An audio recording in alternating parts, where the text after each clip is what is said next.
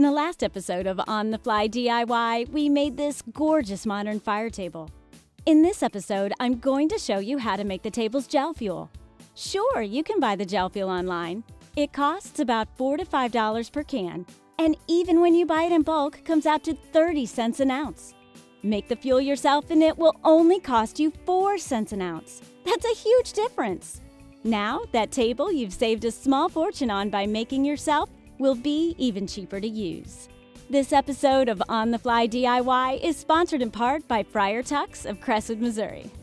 Here's what you need. 2 tablespoons of calcium carbonate. This is a powdery, chalky substance. While you can purchase it online, I recommend checking out your local beer-making supply store. It's much cheaper and you won't have to pay for shipping. I get mine from Friar Tuck's in Crestwood, Missouri. They carry it in 1-pound bags, which will get you 16 uses with this recipe. 1/2 cup of white vinegar. Isopropyl alcohol. Your amount will depend, but if you follow the directions closely, you'll need about 1 1/4 cup. Make sure it's at least 91% or higher strength. Measuring cup with multiple types of measurements. A saucepan. A blender, or if you're willing to stir for 5 full minutes, a whisk. I've researched a few recipes for gel fuel, all of which require you to spend several hours evaporating the water out of the vinegar. Since I'm looking for something a little more quick and easy, I experimented with reducing the vinegar before mixing with the other ingredients. And it turns out it works. So here's my special process for a much quicker concoction. Pour a 1/2 cup of white vinegar into a saucepan and bring it to a boil. I found that after about 5 minutes, it's reduced to just under 1/4 cup. This process is imperative. You aren't just needing less liquid, you're wanting less water in your vinegar. It's the same process as reducing a broth when cooking. Make sure you reduce it to at least 1/4 cup. Reducing more is better than less. Once the reduced vinegar has cooled a bit, put it in a blender and add 2 tablespoons of calcium carbonate. It will produce a lot of bubbles when you add it and might be a little stinky. Put your blender on stir or the lowest setting and set the timer for 5 minutes. For those of you with a whisk, stir for a full 5 minutes.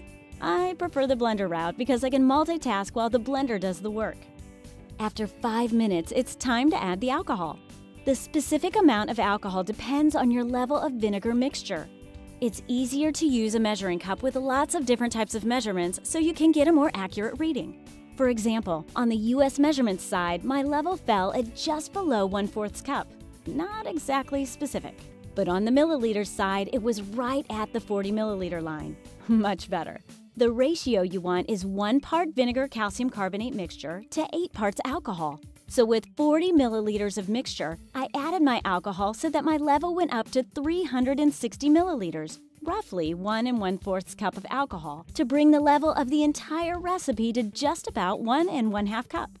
Here's the irritating part. This is supposed to be gel fuel, yet more often than not, my mixture doesn't gel. That's okay though, because as long as I have my ratios right, it will still light. Stir well and you're done. If you don't plan on using it immediately, store it in an airtight container. You'll notice that the mixture will quickly settle, so a quick stir before pouring will get everything mixed up again and ready for use.